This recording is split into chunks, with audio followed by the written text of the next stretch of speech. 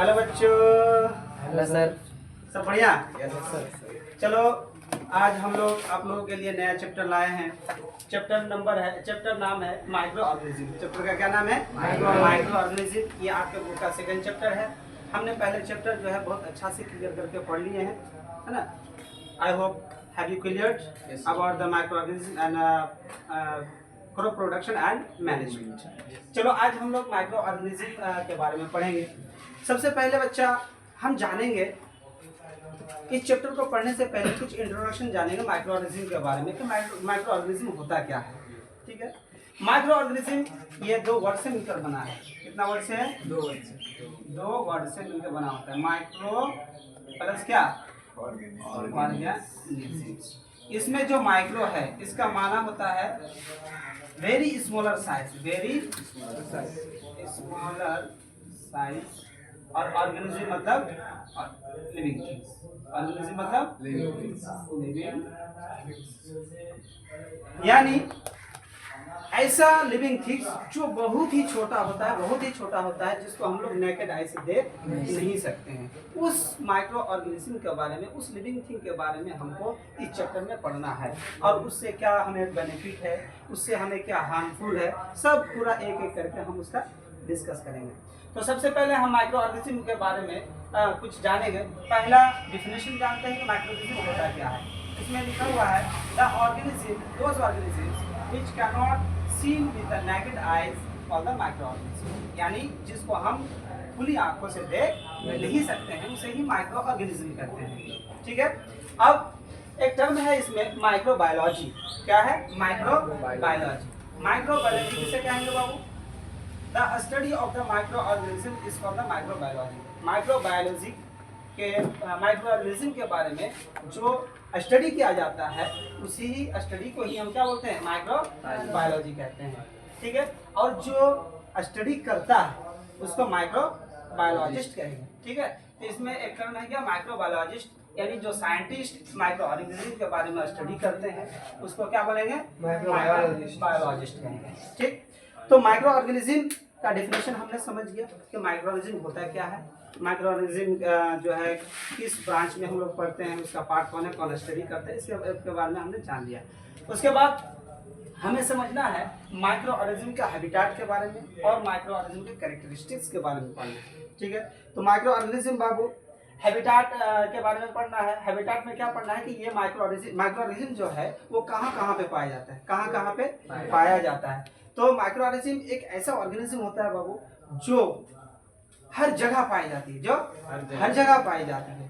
Even अगर हम अपने जो है इसमें हैंड्स में भी अगर देखेंगे, ऐसे नेकेड आई से तो हमें दिखाई नहीं पड़ेगा, लेकिन जब हम इसको माइक्रोस्कोप से देखेंगे तो हमारा जो हैंड्स है इसमें भी हमें मिलियंस एंड मिलियंस में क्या दिखाई देंगे? माइक्रो ऑर्गेनिज्म दिखाई देंगे। हवा में भी क्या है? माइक्रो ऑर्गेनिज्म दिखाई देंगे। हम बात आप लोगों से कर रहे हैं तो हमारे जो है बात करने के वक्त, है ना, जो हमारे एटमॉस्फेयर में माइक्रो ऑर्गेनिजम्स हैं वो सारे के सारे माइक्रो ऑर्गेनिज्म हमारे बॉडी के अंदर मिलियंस एंड मिलियंस में चले जाते हैं। ठीक है, तो माइक्रो ऑर्गेनिज्म फिर भी हम लोग बीमार नहीं पड़ते, क्योंकि वो सारे के सारे माइक्रो ऑर्गेनिज्म क्या होते हैं? हार्मफुल नहीं होते हैं। कुछ बेनिफिशियल भी होते हैं और कुछ हार्मफुल भी होते हैं। तो इसमें माइक्रो ऑर्गेनिज्म के हैबिटेट के बारे में दिया हुआ है। देखो, माइक्रो ऑर्गेनिज्म जो पाया जाता है in all type of habitat, जितने भी टाइप के हैबिटेट है, अब लोग पढ़े ना, हैबिटेट बहुत टाइप का होता है। टेरेस्ट्रियल हैबिटेट, एक्वेटिक हैबिटेट, है ना, उसके बाद डेजर्ट हैबिटेट, बहुत सारा मेराइन हैबिटेट, है ना, हॉट स्प्रिंग्स, है ना, पोलर आइस, जो भी है, जितने भी हैबिटेट्स हैं हर जगह बैक्टीरिया और माइक्रो ऑर्गेनिज्म पाए ही जाते हैं। चाहे तुम्हारा वॉल्केनिक इरप्शन हो, जानते हो ना, वॉल्केनिक इरप्शन जो है वो कितनी गर्मी है। अगर नॉर्मली अगर तुमको वॉल्केनिक इरप्शन में डाल दिया जाए, तुम जिंदा रहेगा? नहीं रहेगा। लेकिन उस वॉल्केनिक इरप्शन में जो वॉल्केनोज होते हैं वहाँ भी क्या होते हैं? माइक्रो ऑर्गेनिज्म पाए जाते हैं। सोचो उसका मतलब एडेप्टेशन कितना खतरनाक होता है। ठीक है, तो माइक्रो ऑर्गेनिज्म का हैबिटेट यहाँ पे कुछ 4 हैबिटेट दिया हुआ है। देखो, air, water, cold water, salty water, सारे मतलब जितने भी तरह का वाटर है सब में क्या पाए जाते हैं? माइक्रो ऑर्गेनिज्म पाए जाते हैं। यहाँ तक कि एयर में भी पाए जाते हैं, हॉट स्प्रिंग्स में भी पाए जाते हैं, है ना, हॉट स्प्रिंग पाए जाते हैं। उसके बाद डेड एंड डिकेइंग मैटर, जहाँ भी प्लांट्स और एनिमल्स है जो भी जो है मरा हुआ रहता है वहाँ भी क्या पाया जाता है, माइक्रो ऑर्गेनिजम्स पाए जाते हैं। और चौथा क्या है, inside the body of the animals and humans, यहाँ तक कि एनिमल और जितने जो है एनिमल्स है और ह्यूमंस है उसके पेट के अंदर भी, स्टोमक में या उसके बॉडी के अंदर भी क्या पाए जाते हैं, माइक्रो ऑर्गेनिज्म पाए जाते हैं। जैसे अगर हमारे स्टोमक की बात करें या बॉडी के अंदर की बात करें तो टैपवर्म जानते हो, सुने हो कभी टैपवर्म? क्या है टैपवर्म? जिसको कृमि बोलते हैं हिंदी में, कृमि, तो ये तो ऑर्गेनिजम्स हैं, है ना। उसके बाद और भी बहुत तरह के ऑर्गेनिजम्स होते हैं जो हमारे बॉडी के अंदर पाए जाते हैं। पैरासाइट होता है बहुत तरह का, रिंगवॉर्म होता है, इस तरह के ये जो हमारे बीमारी फैलाता है, जो हमें क्या करता है, बीमारी फैलाता है। इस तरह का और भी बहुत सारे बेनिफिशियल, जैसे कि ये वो है हमारे बॉडी के अंदर इश्चरिशिया कोलाई, क्या इश्चरिशिया कोलाई, जो हमारे लार्ज इंटेस्टाइन में पाया जाता है, जो विटामिन B12 बनाने में मदद करता है। ये भी हम लोग शायद क्लास 7 में पढ़ चुके थे, बताए थे कि हमारे इसमें कौन में लार्ज इंटेस्टाइन में क्या पाया जाता है, इश्चरिशिया कोलाई नामक एक बैक्टीरिया पाया जाता है, माइक्रोऑर्गेनिज्म पाया जाता है, जो क्या करता है, विटामिन B12 बनाने के लिए। ये माइक्रोऑर्गेनिज्म भी हमारे अंदर है, लेकिन ये हमारे लिए बेनिफिशियल है, ये हमारे लिए क्या है, बेनिफिशियल।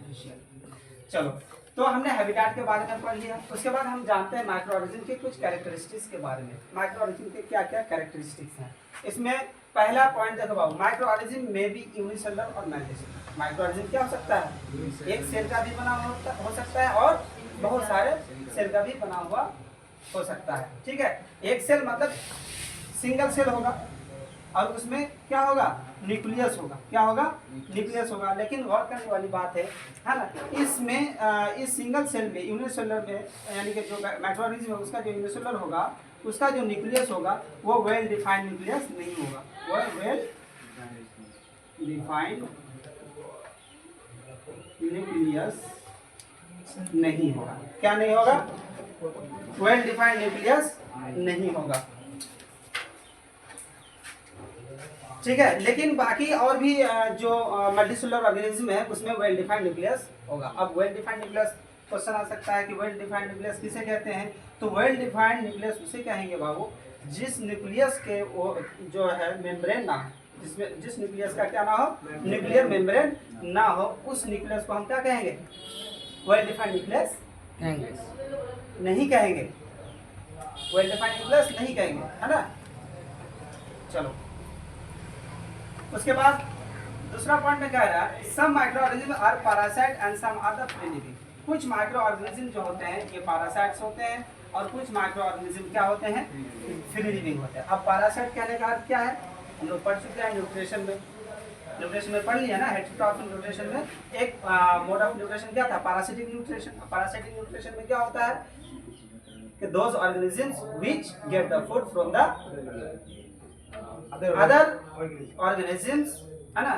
और वो कैसा फूड लेगा, डाइजेस्टेड फूड लेगा। कैसा फूड लेगा, डाइजेस्टेड फूड लेगा, वो उसको खुद डाइजेस्ट नहीं कर पाएगा, तो वो पैरासाइट होता है। तो कुछ जो है माइक्रोऑर्गेनिज्म पैरासाइट्स होते हैं और कुछ फ्री लिविंग होते हैं। फ्री लिविंग मतलब अपने आप इधर उधर अपने आप जा सकता है, खाना पीना इधर उधर जा करके वो ले सकता है, कोई दिक्कत नहीं। लेकिन पैरासाइट जो होते हैं वो खाना तो लेगा ही लेगा, खाना लेगा ही लेगा, लेकिन वो एक जगह से दूसरी जगह जो ये करेगा, ट्रैवल करेगा, तो वो अपने होस्ट के शरीर में चिपक करके ही करेगा, समझ में?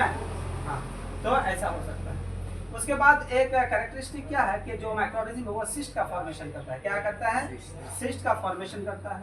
अब ये सिस्ट है क्या, सिस्ट है, देखो जब माइक्रोऑर्गेनिज्म, कुछ माइक्रोऑर्गेनिज्म जो होते हैं ना, वो जब अनफेवरेबल कंडीशन आ जाते हैं, तो अनफेवरेबल कंडीशन के वक्त वो उस कंडीशंस को झेलने के लिए एक अपने चारों ओर क्या बना लेता है, एक हार्ड कवर बना लेता है। क्या बना लेता है, हार्ड कवर बना लेता है गर्मी से बचने के, अगर बहुत ज़्यादा गर्मी है तो गर्मी से बचने के लिए, बहुत ज़्यादा ठंडी है तो ठंडी से बचने के लिए, ठीक है।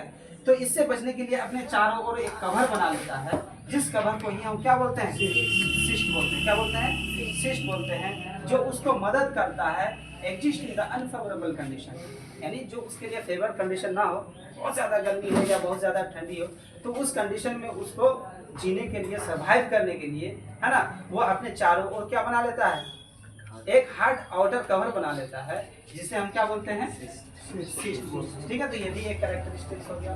उसके बाद सिस्ट के बाद जो है नेक्स्ट कैरेक्टरिस्टिक्स पढ़ते हैं माइक्रो ऑर्गेनिज्म का।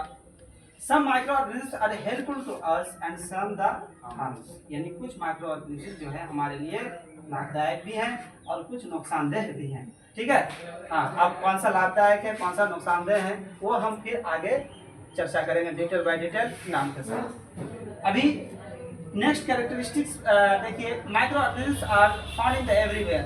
ठीक है, ये तो पढ़ ही है, हैबिटाट में पढ़ लिया है ना।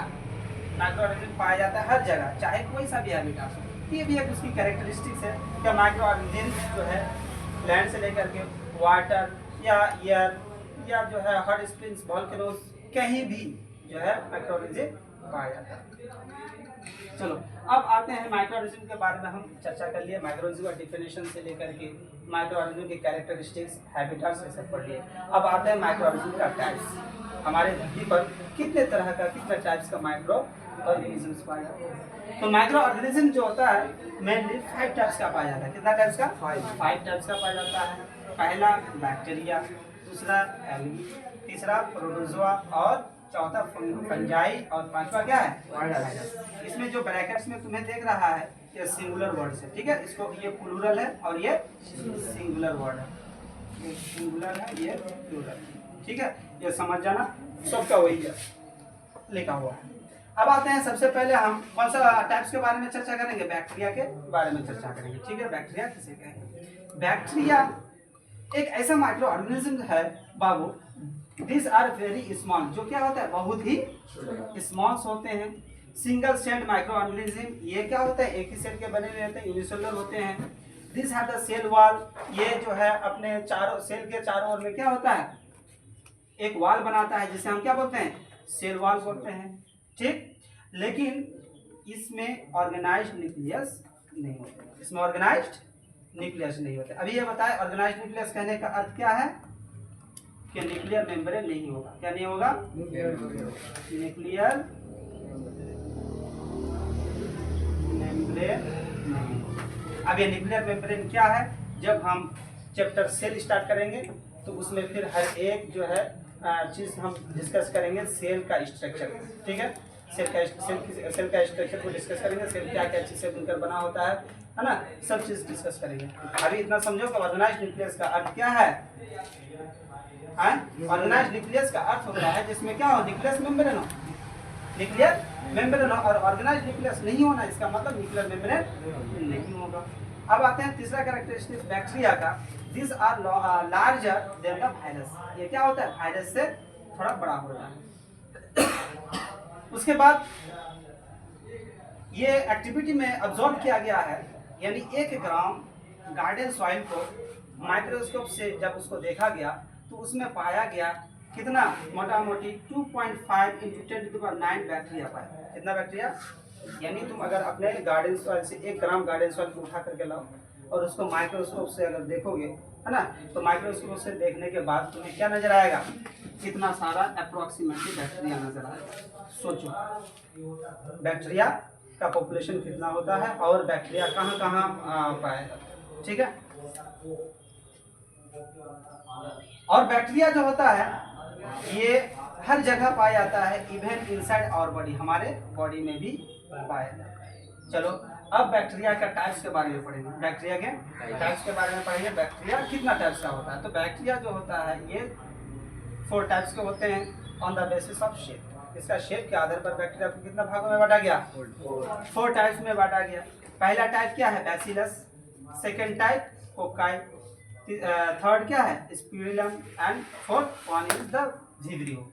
ओके, बैसिलस किसे कहेंगे बाबू? ऐसा बैक्टीरिया को कहेंगे जिसका शेप कैसा हो? Rod shape. कैसा हो? Rod shape. यानी अगर इस शेप का है, ये रॉड शेप का है ना, यहाँ पे न्यूक्लियस होगा ऐसे करके, ये अगर शेप का है तो उसको क्या कहेंगे? बैसिलस कहेंगे। और अगर स्फेरिकल शेप का है, क्या है? स्फेरिकल शेप का है तो इसको क्या कहेंगे? कोकाई कहेंगे। और अगर स्पाइरलम शेप का है, ऐसे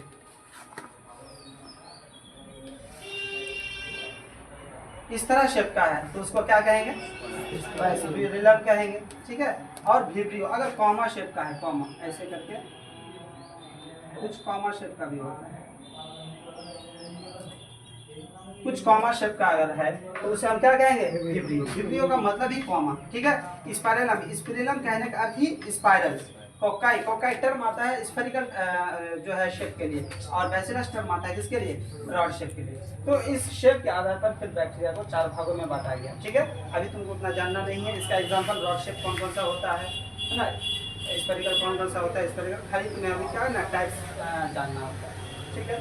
अब बैक्टीरिया का यूज क्या है बाबू। बैक्टीरिया जो होते हैं, कुछ बैक्टीरिया हमारे लिए यूजफुल होते हैं, जो किस चीज़ के लिए बनाने के लिए यूज होते हैं, फूड्स बनाने के लिए और मेडिसिन। फूड्स जैसे कि हम लोग जो केक्स खाते हैं, बर्थडे केक हो गया, या फिर और भी जो बेकरी के सामान से, बिस्किट्स हैं, रोटी हैं, है ना, ये सब जो चीज़ खाते हैं, तो ये सब क्या माइक्रो ऑर्गेनिजम्स ऐड करके हम लोग उसको बनाते हैं, ठीक है। कैसे वो फूल जाता है, सॉफ्ट हो जाता है, तो कार्बन डाइऑक्साइड प्रोड्यूस करता है, जिसके कारण वो क्या हो जाता है, सॉफ्ट हो जाता है, ठीक है। तो इसी लिए हम लोग क्या करते हैं, बैक्टीरिया का यूज़ करते हैं। और बहुत सारे फूड्स भी बनाने के लिए करते हैं, जैसे कि ब्रीवर इंडस्ट्री में अल्कोहल हो गया, बियर हो गया, ब्रांडी हो गया, रम्स हो गया, ऐसे भी बनाने के लिए हम क्या करते हैं, माइक्रो ऑर्गेनिज्म का यूज़ करते हैं। उसमें खाली बैक्टीरिया ही नहीं, उसमें फंजाई का भी यूज़ करते हैं। बैक्टीरिया कुछ बैक्टीरिया से प्रोड्यूस होता है, कुछ फंजाई से भी प्रोड्यूस होता है। तो ये सब चीज़ों के बारे में फिर डिटेल हम पढ़ेंगे जब एक बाय एक उसका ये करेंगे। जैसे अभी हम क्या पढ़ रहे हैं, बैक्टीरिया पढ़ रहे हैं, फिर एल्गी पढ़ेंगे, है ना, फिर आपका प्रोटोजोआ पढ़ेंगे। तो ये सारे का सारी चीज़ का हम लोग एक बाय एक पढ़ लेंगे। उसके बाद फिर हम कुछ यूजेस पढ़ेंगे माइक्रो ऑर्गेनिज्म का, और कुछ क्या पढ़ेंगे, उससे होने वाले डिजीजेस पढ़ेंगे, ठीक है। Some human diseases are caused by the bacteria. कुछ बैक्टीरिया जो हैं वो क्या करते हैं, ह्यूमन में डिजीज काउज करते हैं। खाली ह्यूमन में ही नहीं, अदर एनिमल्स में भी काउज करते हैं, लेकिन यहाँ पे कुछ ह्यूमन डिजीज काउज करते हैं जो दिया गया है, cholera, typhoid, tuberculosis, diphtheria, whooping cough and food poisoning, ठीक है। ये सब जो बीमारियाँ हैं, ये सब बीमारियाँ किसके कारण होती है, बैक्टीरिया के कारण होती है, ठीक है। आज हम बैक्टीरिया को क्लियर कर लिए, पढ़ लिए। अब नेक्स्ट चैप्टर में हम क्या करेंगे, एल्गी के बारे में पढ़ लेंगे, इससे होने वाले जो है इसके यूजफुल पढ़ेंगे, और इससे होने वाली बीमारियां भी पढ़ लेंगे, ठीक है। उसके बाद प्रोटोजोआ पढ़ेंगे, प्रोटोजोआ का यूजफुल पढ़ेंगे, और प्रोटोजोआ से होने वाली डिजीजेस के बारे में पढ़ेंगे, इसका भी पढ़ेंगे, और वायरस का भी पढ़ लेंगे एक तरीके से, ठीक है। हैव यू क्लियर, सबको समझ में आया अच्छा से? अगर किसी को डाउट हो तो फिर हमको पूछ सकते हैं।